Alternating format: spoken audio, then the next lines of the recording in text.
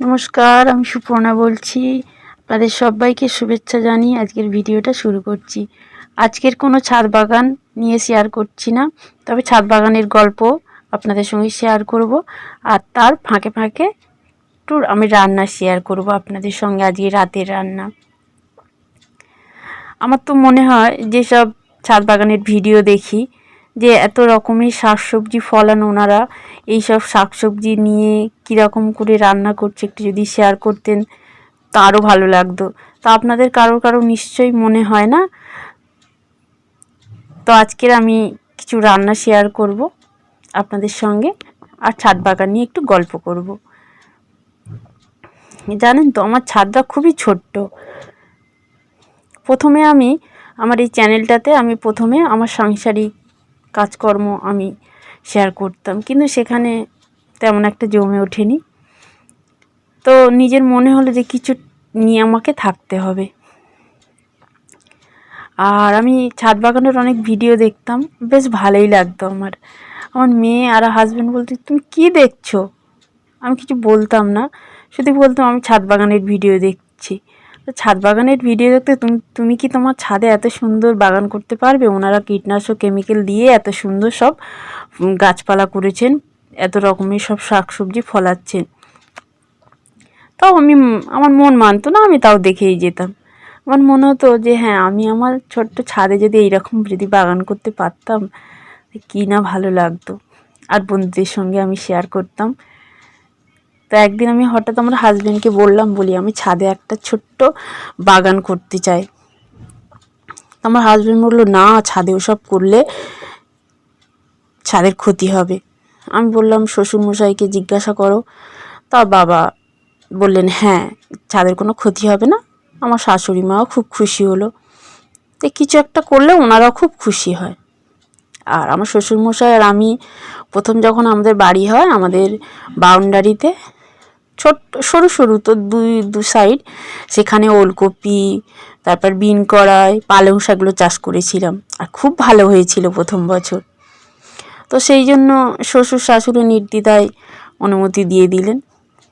তো আমাকে যখন হাজব্যান্ড এসে বললেন, তোমার যা ইচ্ছা তাই করো, বাবা মা বলে দিয়েছে, তা আর কে ধরে রাখে। আস্তে আস্তে চালের বস্তা যেগুলো কয়েকটা ছিল সেইগুলো দিয়ে শুরু করলাম ছাদে। শাক, ঝিঙে এইগুলো চাষ করলাম। তো ছোট্ট ছোট্ট হতো প্রথম তখন লাউ হতো। আবার যখন নিয়ে আসতাম নিচে, দেখো আমার গাছে ঝিঙে হয়েছে, পুরুল হয়েছে, লাউ হয়েছে, বলে বাবা খুব ছোট ছোট হতো।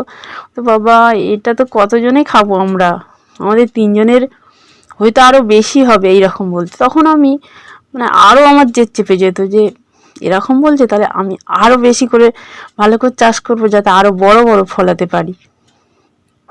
তো জেদটা ভালোই চেপে গেল। কন্টিনিউ আমি এরকম সব জিনিসপত্র কিনে নিয়ে এসে ছাদে লাগাতাম।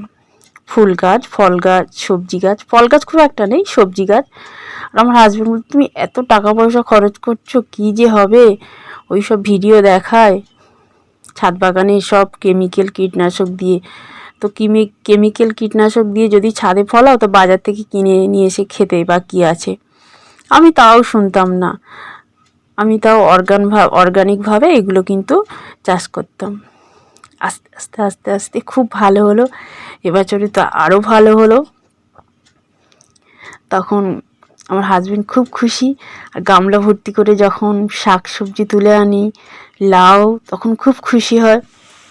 বাবা, তুমি ছাদে এত সুন্দর করে সব চাষ করছো, আর এত ভালো ভালো শাকসবজি হচ্ছে। আর আমার মেয়ে তো শাক খেতে খুব ভালোবাসে।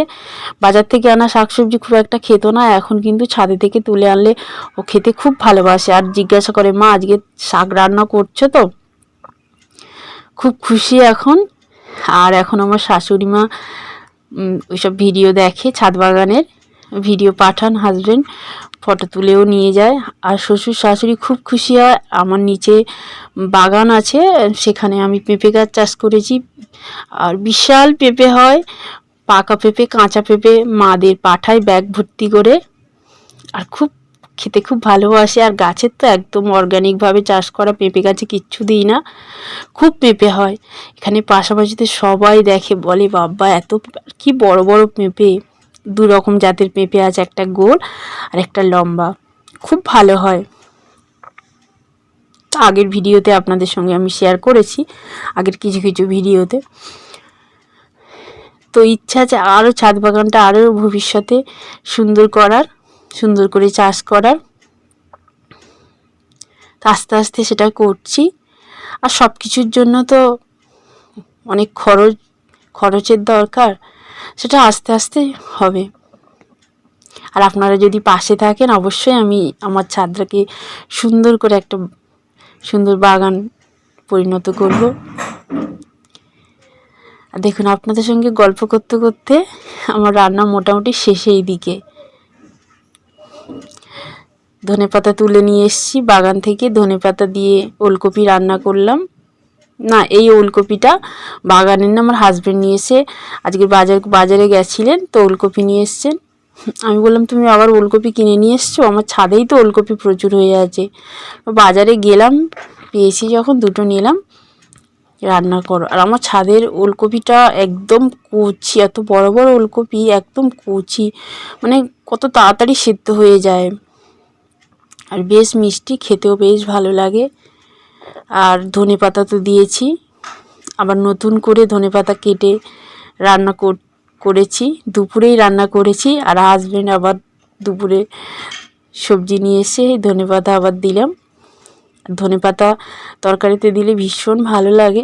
তবে টমেটোটা আমার বাগানে চাষ করিনি। আর জানেন তো, একটা টমেটো গাছ হয়েছে, মটর শাকের বস্তার মধ্যে হয়েছে দেখছি,